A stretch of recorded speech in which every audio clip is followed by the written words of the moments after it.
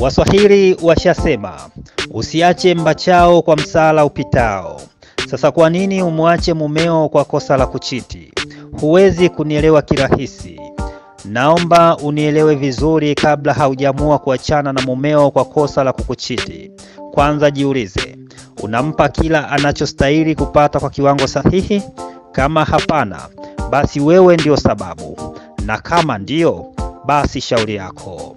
Yote kuyaelewa, basi na kusihi kuwa nami mwanzo wa makala hii ya Jenga Tabia, na mada yetu ya leo ni tuliza kichwa, acha wenge we dada. Naitwa Dennis John Kazenzere na hii ni K1 Media TZ Online. Karibu.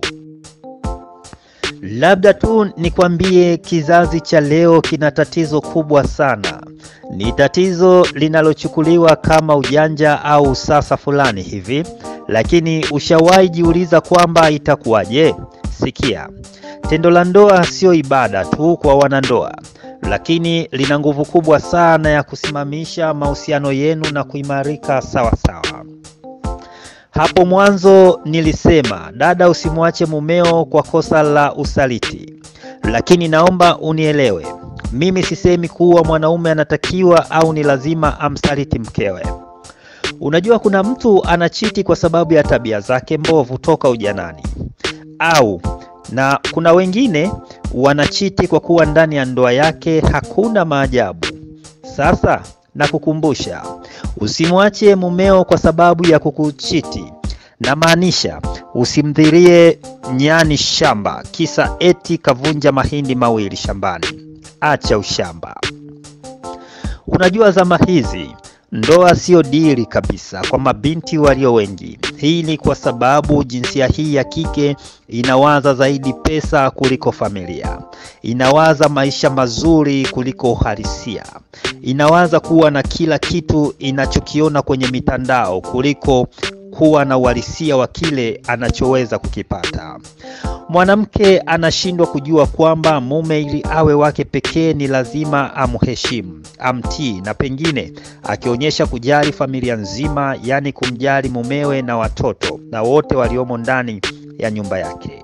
Tofauti na hapo, wanatumia ubabe, wanatumia chuki, wanatumia njia mbalimbali kiwepo ushirikina ili mwanaume aweze kumwelewa na aweze kumpenda.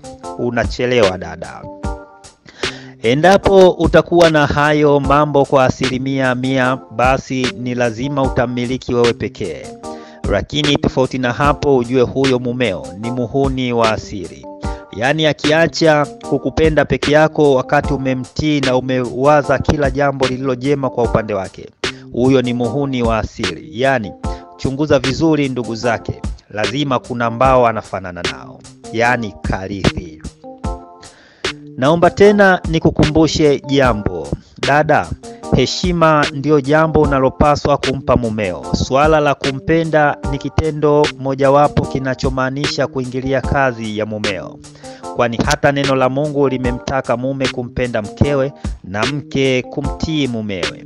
Sasa wewe huo upendo unauzingatia na kusahau utii, umejifunza wapi kama sio kihelehele? Mwanaume anahitaji zaidi kuona namna unavyomjali, unavyompa heshima, unavyojali familia yake anayoishi nayo ndani. Hivyo, usipomhudumia mwanaume vizuri, ni lazima atachepuka tu. Kuna wanawake hufikiri kuwa mwanaume hata kama kakasirika vipi, basi tendo la ndoa ndilo litakaloishusha hasira yake. My dear, unatakiwa kujua ni kwamba kwa mwanaume yeyote love na sex ni vitu viwili tofauti. Nikwambie kitu, mwanaume anaweza kushiriki tendo hilo na mwanamke yeyote yule anayejipitisha, hata kama ni kichaa, bila kujali mvuto au mwonekano. Lakini akivutiwa na kitu kimoja tu ambacho yeye amekiona, basi anafanya tendo la ndoa bila wasiwasi. Ila akishamaliza ndo atajiuliza maswali mengine. Tofauti na mwanamke ambaye huangalia mambo mengi mno kabla ya kukubali au kukataa kushiriki tendo hilo. Hivyo, mwanaume akichiti, ujue nyuma kuna sababu nyingi sana za msingi na zisizo za msingi. Lakini mwanamke anapochiti, basi ujue kudhamiria kwake anazo sababu nyingi kabla ya kukubali au kukataa. Ndio maana kuna sababu za pesa, kisasi, uzinzi, ushawishi na kadhalika. Vyote hivi husababisha mwanamke amchiti mumewe. Hivyo mwanamke akichiti, ujue kabisa kadhamiria.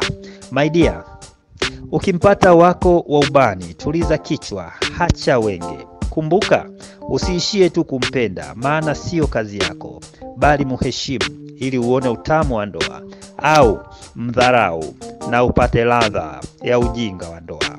Mimi ni Dennis John Kazenzele wa K1 Media TZ Online. Comment, like na subscribe channel hii kwa makala na elimu zaidi. Bye bye.